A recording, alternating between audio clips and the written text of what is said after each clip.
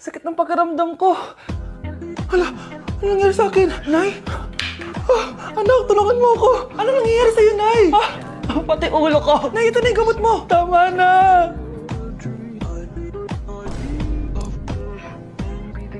Kala ko naman na paano ka na, Nay? Kaka-tiktok mo yan eh. Aba, bakit? Ikaw lang ba pwedeng gumawa ng mga uso? Parang gusto ko rin gawin yan, Nay. Tara.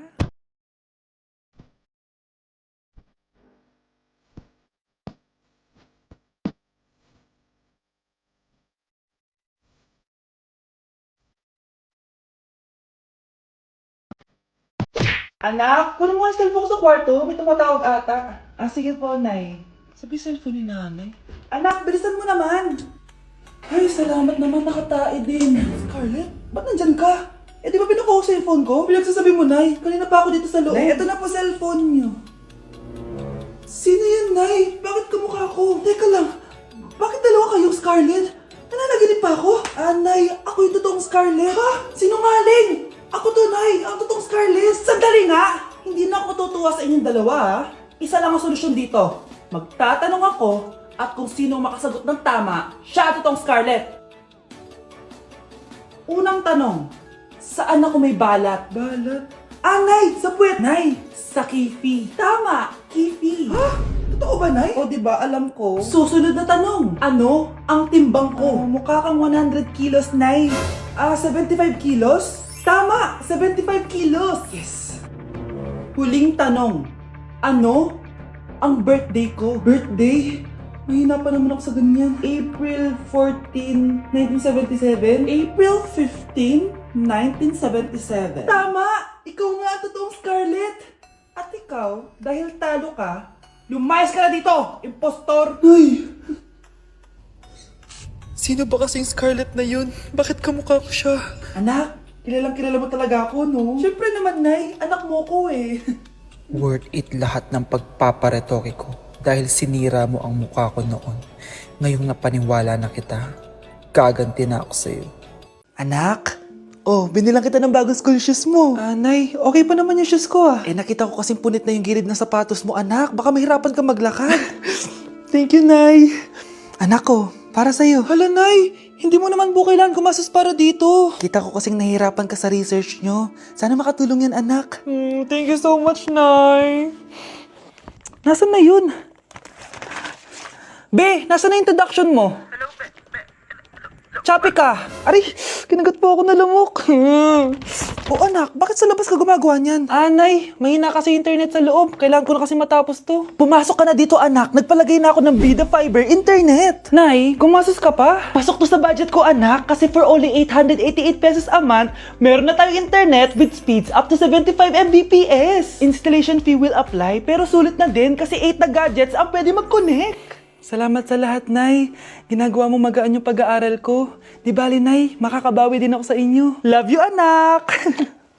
Good morning, class! Na-like ng kifi ko!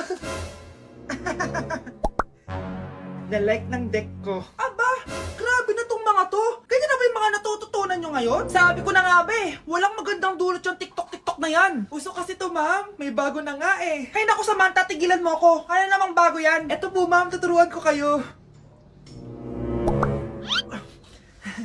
Anong pinang-like mo, Samantha? Yung esophagus ko po, ma'am.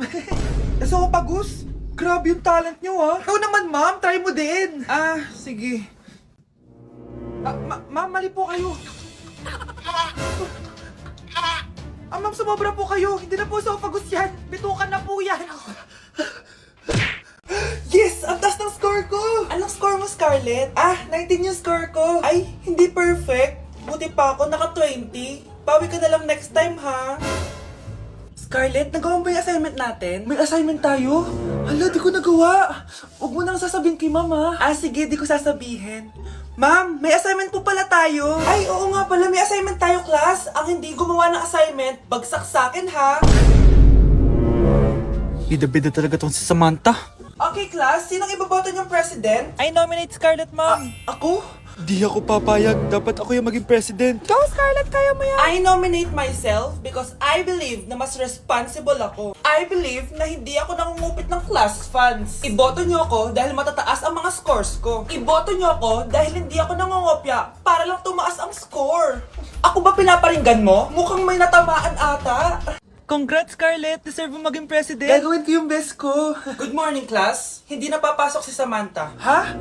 Ano nangyari? Ang balita ko, nag-drop na siya dahil sa sobrang pressure sa nanay niya. Palagi siya pinapagalitan kapag hindi perfect yung score niya. Nagalit din yung nanay niya nung hindi siya nanalo ng president. Kaya, na-depress talaga siya. Kawawa naman pala siya. Huwag niyo ko ikulong! Hindi ako scammer! Itigil niyo na yan! Hindi si nanay ang scammer. Pero nasa bahay na to, ang totoong scammer. Hoy bata, huwag kang mga alam. Wala ka namang ebidensya. Pero nay, alam kong hindi ko yung scammer. Tara na, sumama ka na sa akin. Mga anak, aayusin ko to ha. Babalik din ako, okay? Kung sino man sa inyo yung totoong scammer, umamin na kayo. Nakulong si nanay, di ba? Ate, walang may gustong makulong si nanay. Tsaka bakit kami lang tatlo sinisisi mo? Eh baka ikaw talaga yung totoong scammer. Imbes na magsisihan tayo, magtulungan na lang tayo para kay nanay. Malalaman ko rin ang totoo. Delivery po! Gabi na, may nagde-deliver pa? Kuya, kaninong parcel yan? Kay Susan po ulit. Ha? Paano nangyari yun? Eh, nasa kulungan na si nanay. Aba ma'am, hindi ko po alam. Taga-deliver lang po ako eh. Sige na po. Oh, nasa gitna yung kalaban ha? Hoy, ayusin mo na itong mga damit mo. Ilagay mo muna din sa kama. Oh, ayun na! Paano naman ito laman ng parcel na to? Nakakainis, talo na naman. Ano ba ito? Ba't nandito to? Ito ba yung galing sa scam? Sabi ko na nga ba, ikaw yung scammer! Ate, hindi ako yung scammer. May parcel na dumating at nakapangalan kay nanay. Di ba pang computer to? Eh, ikaw lang naman mahilig mag-computer dito eh. Ano na namang scam ang ginawa mo?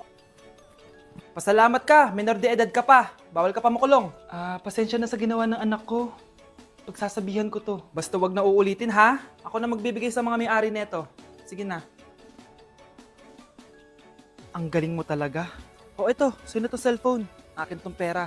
Mas kailangan ko to. Galingan mo pang mang scam para mas marami tayong makuha. Bahala sa'yo. Makakaasa ka.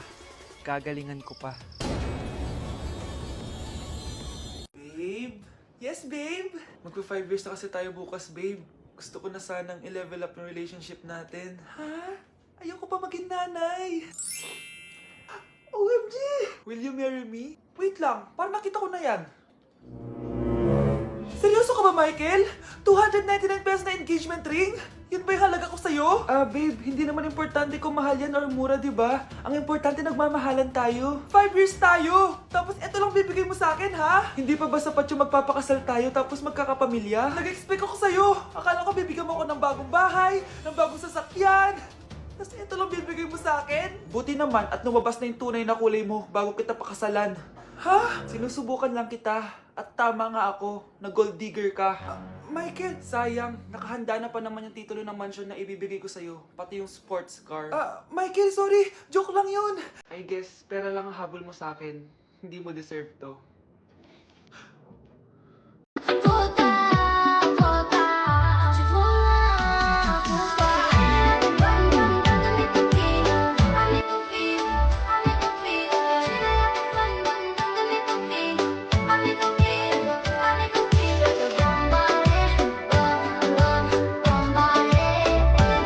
Malapit na mamatay ang nanay niyo. Mamamatay na ako, Dok. Hindi pwede mamatay nanay namin. Mga anak, bago ako mamatay, ibibigay ko na yung mga pamana niyo. Pamana? Ano kayang ipapamana sa akin? Bahay? Kotse? Pera? Kyle, sa'yo ko ipapamana tong bahay. Oh, sa akin na tong bahay, Nay. O ikaw, sa'yo na tong kotse. Nay, sa akin na yung kotse. Ikaw naman, Brianna, sa'yo na lahat ng pera ko. Password niyan ay 6969. Sa akin na lahat ng pera? Hindi namin to kailangan. Ikaw kailangan namin, Nay. Nay, anong ipapamana mo sa akin? Ikaw? Sa'yo na lang yung boyfriend ko. May boyfriend na ako. Pero sige, the more the merrier. A few moments later. Hindi na tatagal ang nanay niyo. Parang ito na yun, mga anak. Nay, wag! Ba't pa kasi kailangan mamatay? Be, swap tayo. Sa'yo na lang isa kong boyfriend, tapos akin na lang yung pera. Ayoko nga. Pambibili ko to ng bagong iPhone. Damot mo! Akin na! Kuya, akin na lang yung kotse. Sa'yo na lang tong bahay. Be, akin yung kotse.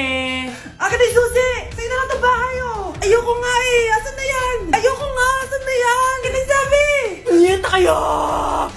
Patay na nga ako. Nag-aaway pa rin kayo? Nay, buhay ka? Dok, pa-cancel na lang yung sakit ko. Mabubuhay na lang pala ako. Na-cancel ko na, madam. Ibalik niyo sa akin yung mga pinamana ko sa inyo. Punyeta kayo, ah. Fried chicken, Normal people. adobo, Normal people. quick quick, Millionaire. isaw, Billionaire. kare kare, Normal people. Betamax, Millionaire. sinigang, Normal people. siomai, Billionaire. Nay, gusto ko daw makilala ng jowa ko. May jowa ka pala, anak? Oo naman, Nay. Sa ganda kong to. Ay, eto pala siya, Nay. Oh, kasama niya pala lolo niya. Ano lolo, Nay? Yan yung jowa ko. 75 years old na siya. Ha? Jowa mo yan? Eh, malapit na mamatay yan eh. Grabe ka naman. Malakas pa ako. Oh, ayan na. Inuubo na. Nay, ano ka ba? Sa akin mapupunta lahat ng pera niya. Ah, sige. So, yayaman na tayo? Oo na, yayaman na tayo. Ah, sige. Pinapayagan ko na kayo magpakasal ng anak ko. Talaga? Salamat ah! Ano nangyayari sa'yo, babe? Mamamatay na ata ako, babe. Ha? Mamamatay? Di ko kaya mawala ka, babe. Babe! Bago ka mamatay, bigay mo muna sa akin yung password ng bangko mo. Tapos, di ba sa akin nakapangalan yung lupa nyo, tsaka yung mga sasakyan? Pati lahat ng pera mo, di ba sa akin? Sabi na eh! Pera lang ang apoy mo sa akin! Ah, hindi. Joke lang yun. Maghiwalay na tayo! Wala ka makuha sa akin! Gold digger! Ang bobo mo naman, anak! Gusto ko lang yumaman eh!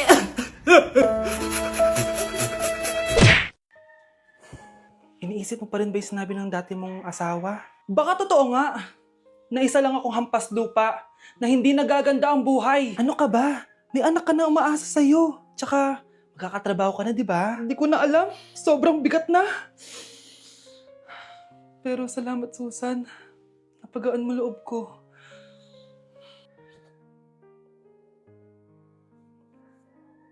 Hello, ma'am. Thank you for calling. How can I help you? Baby, wag ka muna umiyak, please. Sorry, ma'am. Ako muna bahala kay Scarlett, ha? Mag-focus ka lang dyan. Thank you, Susan. Yes, ma'am. I will help you. Scarlett, pagtanda mo, magiging proud sa'yo ang tatay mo. Tay, papasok na ako ng school, ha? Grabe na talaga, anak ko. Dalaga na talaga. Proud ako sa'yo, anak. Mas proud ako sa'yo, Tay. Kasi kahit sobrang hirap ng buhay natin dati, nakaya mo. O, tignan mo, manager ka na ngayon. Lahat ng ginagawa ko, anak, para sa'yo lahat to. Naku, ang sweet naman na magtatay. Sana, ikaw na lang naging nanay ko, Tita Susan. Ha? Ano ka ba, Scarlett? Oh, sige na, manilate na pala ako. Bye tayo, bye, Tita. Hi, first day of school. Sana maging masaya tong chapter ng buhay ko. Kailangan may picture ako. Hoy, cellphone ko! Akala mo ba makakatakas ka? Balik mo yan.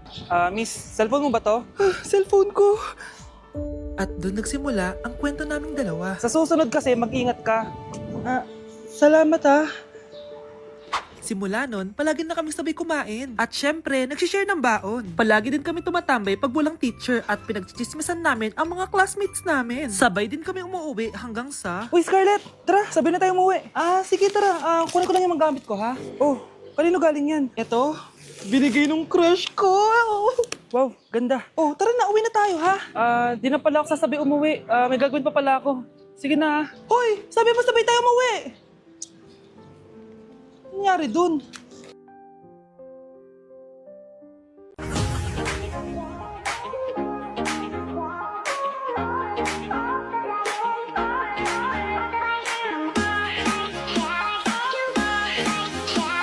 Nak, okay ka lang? Pagod na ako mag-aral, Nay. Sige anak, pahinga ka muna ha. Ay! Yung niluluto ko! Anak, kain na dito! Sana matuyo to agad para masuotan ng anak ko bukas. Ayan, tuyo na. Anak, suot mo na tong uniform mo. Anak, sandali.